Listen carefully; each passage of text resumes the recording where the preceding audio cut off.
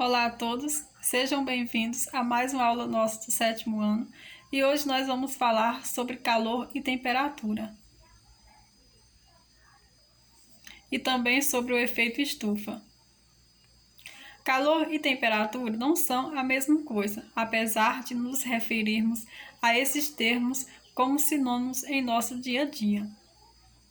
Calor é a energia térmica em movimento, ou seja, a energia cinética proveniente da movimentação dos átomos ou moléculas.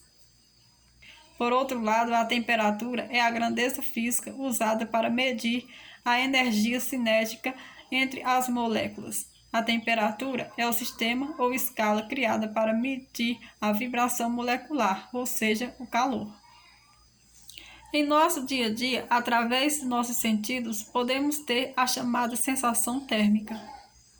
É quando andamos descalços em uma superfície fria e sentimos o frio. Já quando pisamos em um tapete, temos a sensação de quente.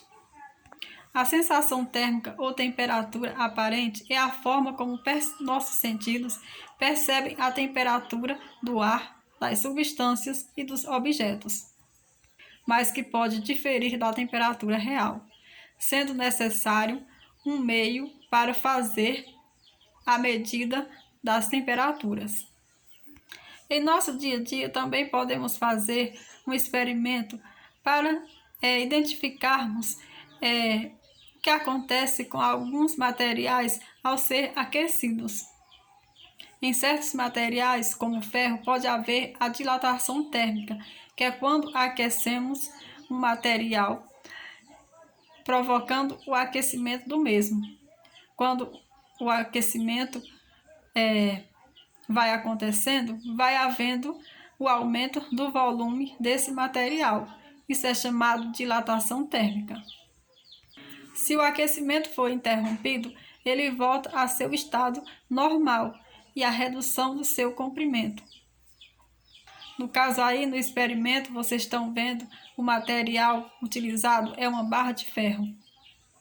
Se pararmos de aquecer, então o material, ou seja, o ferro, ele vai voltar a seu estado original e daí é denominado de contração térmica.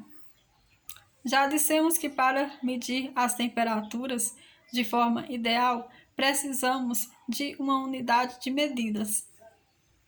Existem várias escalas para a medição de temperaturas, sendo que a escala mais conhecida é a escala Celsius, também conhecida como escala centígrada.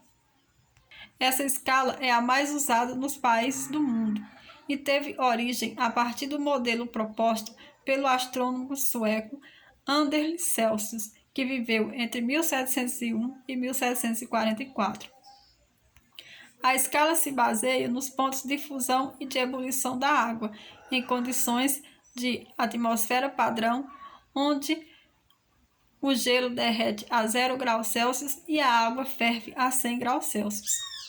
Assim, as temperaturas abaixo do ponto zero são negativas e as temperaturas acima desse valor são positivas. Ele ainda dividiu os espaços entre esses dois valores em 100 partes iguais, e cada um desses espaços recebeu o nome de graus Celsius. Voltando a falar sobre o calor, aqui vamos apresentar o conceito do mesmo.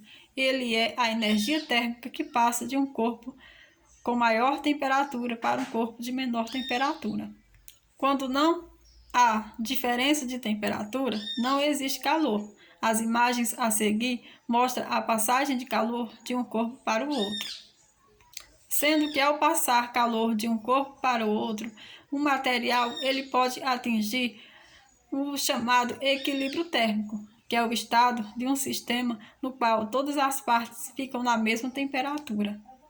Observem aí no exemplo que o material de temperatura mais alta entra em contato com o material de temperatura mais baixas. Os objetos se aproximam da mesma temperatura no final aí do experimento. Para que haja transferência de calor, é necessário que o calor seja transferido de uma região para outra ou de um corpo para outro. Essa transferência de calor pode ocorrer de três formas: por condução, por convecção ou por irradiação. Sendo que a condução térmica ela acontece quando dois corpos estão unidos diretamente ou então unidos através de um material que seja bom condutor de energia. Dentre os materiais que utilizamos em nosso dia a dia, alguns são considerados